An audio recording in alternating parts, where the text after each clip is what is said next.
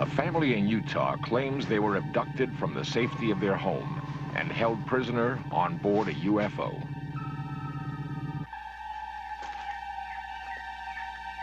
Other people have also reported being captured by extraterrestrials. A man in Wyoming claims that while he was hunting, he came face to face with alien beings and was forcibly taken on board their spacecraft.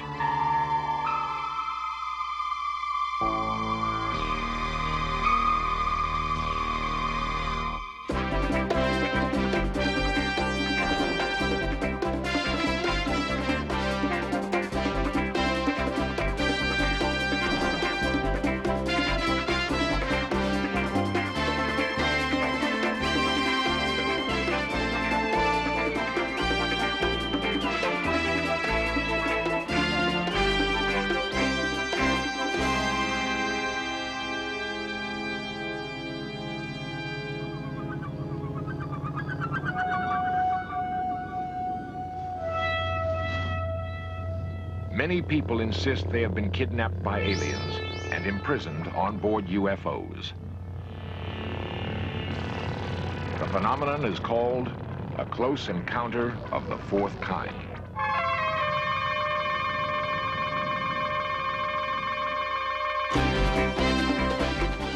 This series presents information based in part on theory and conjecture. The producer's purpose is to suggest some possible explanations, but not necessarily the only ones, to the mysteries we will examine. 500 billion stars in our galaxy alone, each a seething universe spitting fire and light. Only recently have the powerful eyes of radio telescopes given mankind a glimpse of the infinity of space. Astronomers maintain that if intelligent life exists on distant worlds, the likelihood of it crossing the endless chasm of time and space is next to impossible. Yet, 50,000 UFO sightings are reported each year. Some are backed by what is purported to be concrete evidence, like the suspended image of a UFO captured by an Arizona cameraman in 1966. The television cameraman isn't the only person who's convinced that he has proof that UFOs are visiting the Earth. What's even more startling are the first-hand accounts of people who insist that they've been abducted by extraterrestrials. These people claim to have been held as prisoners on board spacecraft, examined by aliens, and then released. What makes their testimony difficult to dismiss is that it comes from average Americans.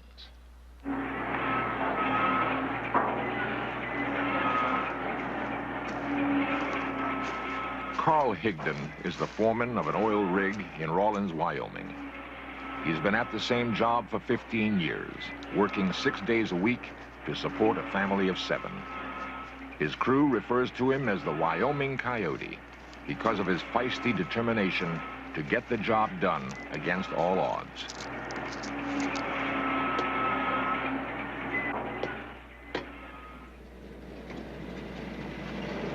An experienced woodsman with a love for the hunt, he looks forward to those days he can retreat into the forest.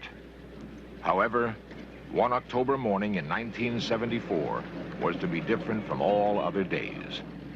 Carl recreates the events as he remembers them. I went to pick up my crew to go to work, and one of them was sick, so we couldn't work. So I came back to the house and decided I'd go hunting.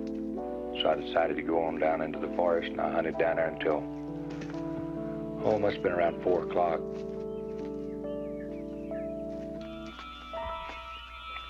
So I walked down over this hill.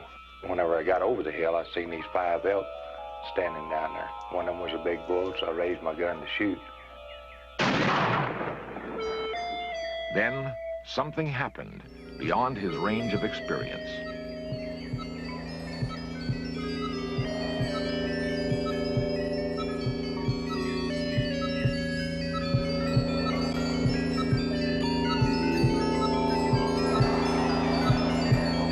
Carl blacked out.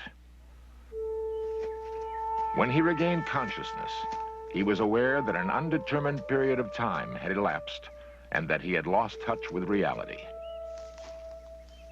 He stumbled through the forest in a dazed condition, trying desperately to figure out where he was and how he could get help.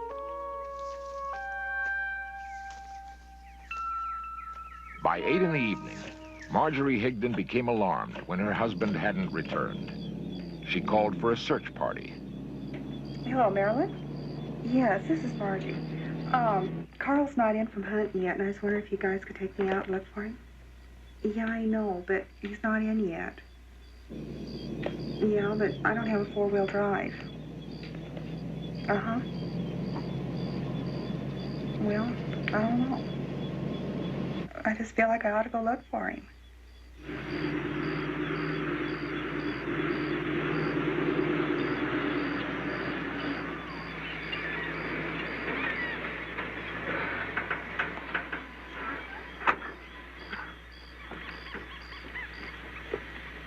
Carl's friends discovered him in a semi-conscious state. They were disturbed by his incoherent ramblings. What happened? I don't know. You don't know? I don't know. It seems strange. I don't know. You sure you're all right? Yeah? You're not hurting anywhere? No. Okay. Get you out of here and get you to the doctor as soon as we can.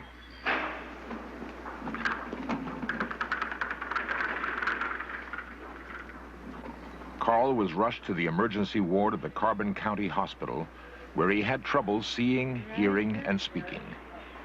Nurse Ella Peterson attended him for 3 days. During that time, he remained mainly in an amnesiac state, unable to recall his own name or recognize his wife. After the incident, life in Rawlins changed for Carl. He was too disoriented to work or function normally. In desperation, he contacted the UFO agency, APRO, who sent Dr. Leo Sprinkle to investigate.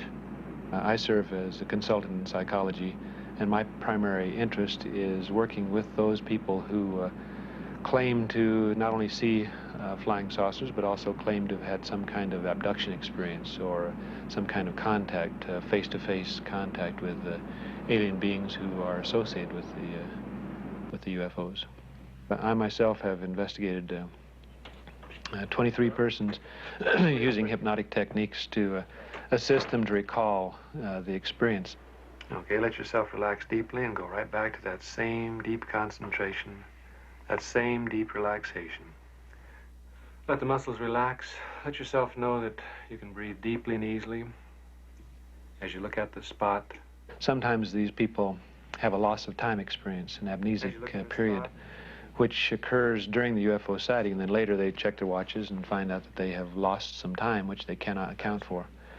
And these cases are most exciting and interesting because it suggests the possibility that the persons have been taken on board, have been examined, and then released, and have been told that they will not remember what has happened.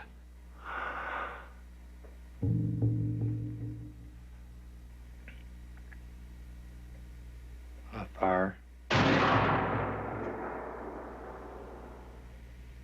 The bullet don't look right.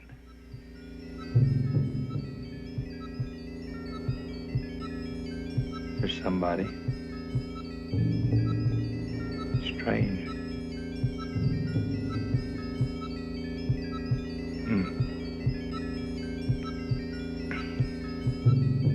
He wants me to go with him.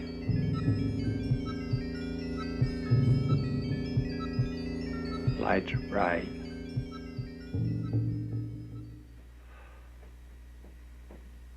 Lights are...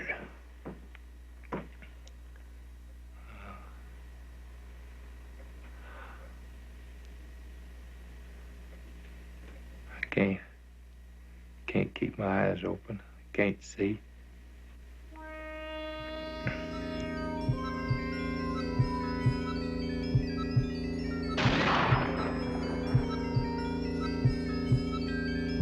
They look like me.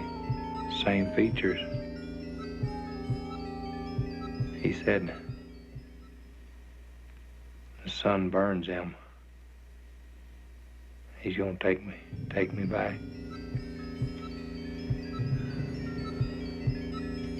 Just let yourself go back inside the cubicle. What happens inside the cubicle? Oh. I can't get in, there ain't no door. Do you know how you get in? No. We're above the trees. I can see pretty good. The ball looks like a basketball, but it's got a blue gray outline.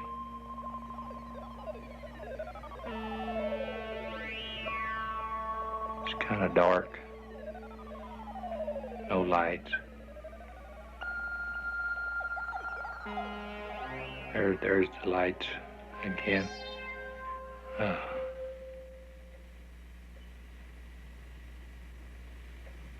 We're back.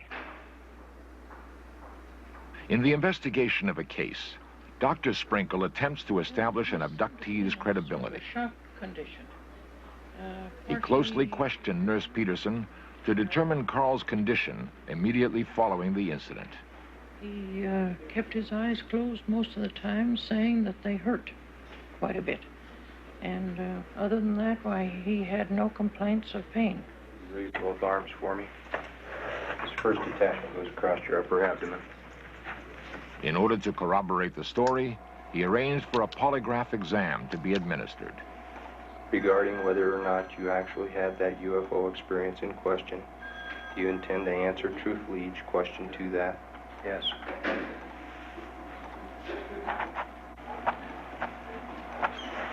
Did you ride in that spacecraft you described to me? Yes.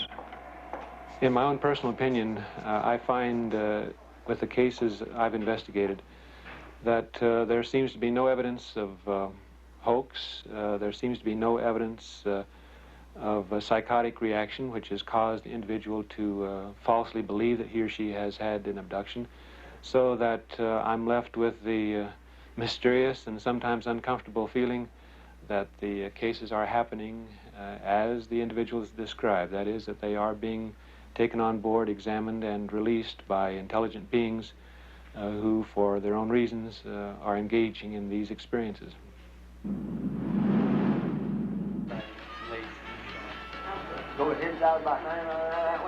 Carl managed to work through a traumatic incident that he had been unable to live with. With the help of Dr. Sprinkle, he no longer was haunted by nightmares. He no longer doubted his own sanity. The abduction experience was resolved to his own satisfaction, and Carl resumed his work with a new vigor. It don't make a hill of beans to me whether anybody believes it or not. I know what happened to me. If people want to take it at face value, that's fine. If they don't, it don't make me any difference.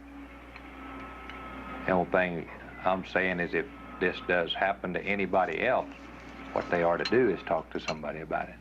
Not to hold it inside and try to conquer it themselves, because it can't be done, I don't think. I don't think our mind can take it. As far as the experience happening to me, I think if it hadn't been for Dr. Sprinkle, I probably would have been in an institution by now. Carl's is not the only abduction case. There are others who claim to have been UFO captives.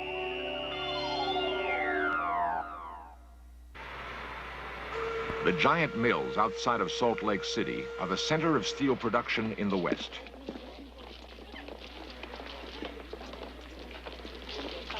My name is Pat Roach, and I work at the steel company in Orem. I'm a millwright apprentice. I should be a journeyman in another year or two. Pat is one of 5,000 employees at the steelworks. When she completes her training as a millwright apprentice, she will be the only woman licensed to make repairs on the heavy machinery.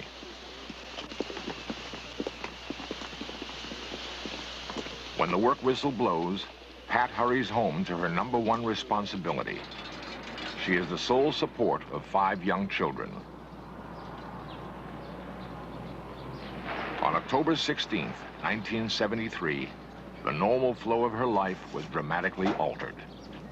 Pat recreates the events for In Search Of. It was about 8 o'clock in the evening. My little boy was 4 at the time. He climbed up beside me and he had his blanket with him, and we fell asleep.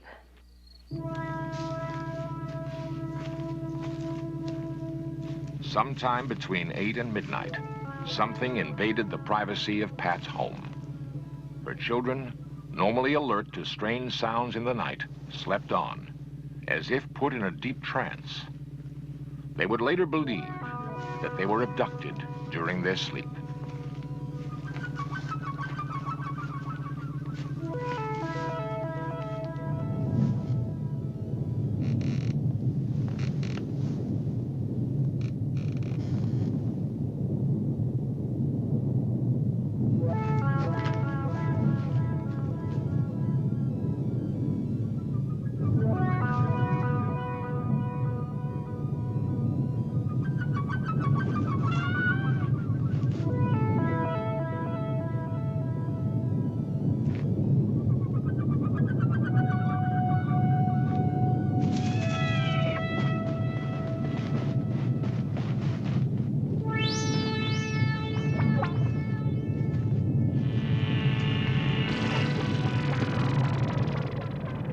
Only one child reported seeing something too strange to believe.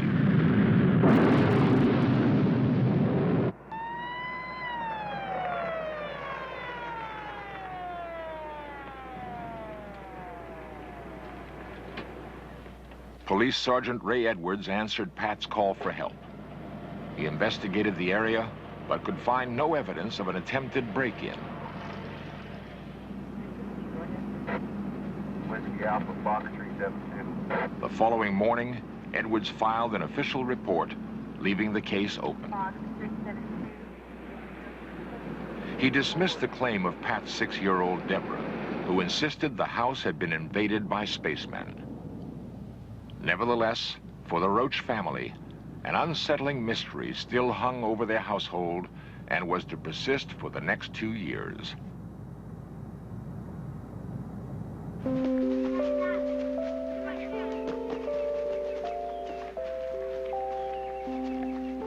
UFO investigators believe victims suppress the memory of an abduction because they are programmed to do so. Researchers feel, however, that children stand a better chance than adults of resisting mind manipulation. I wouldn't have actually known what happened that night. I probably wouldn't have even investigated it at all if it hadn't been for the fact that 2 of my children were just positive that they were spacemen.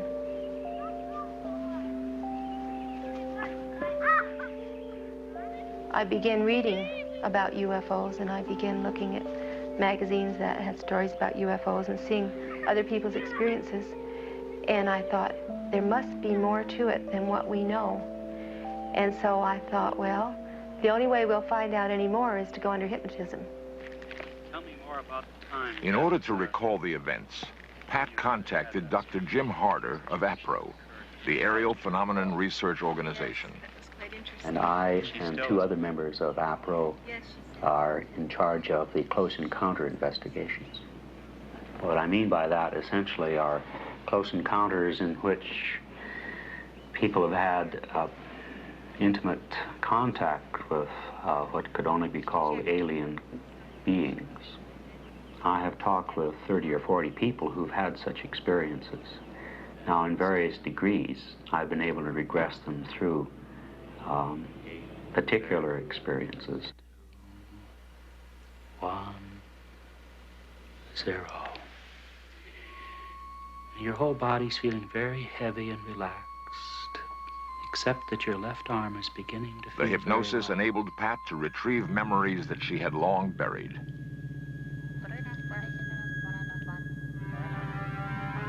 So I remember what the interior of the spaceship looked like. It seemed that the walls fell away as you went to the ceiling, and you could see the stars and everything.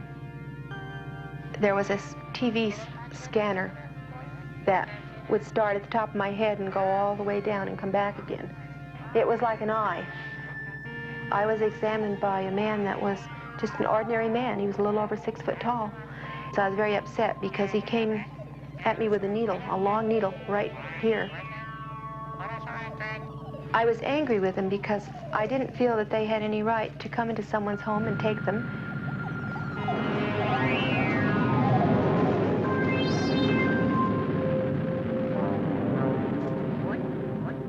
And what I was particularly upset with him about was that I didn't know where my children were. They know everything about us physically, how to make us well, and everything about how our body operates, but they can't understand our emotions and our feelings and our ideas about things. They don't understand us.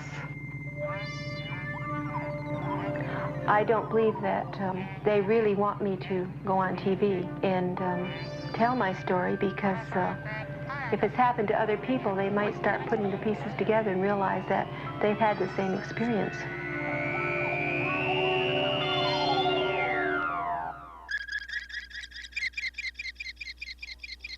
Powerful radio telescopes point to the heavens, listening to the noise of the universe.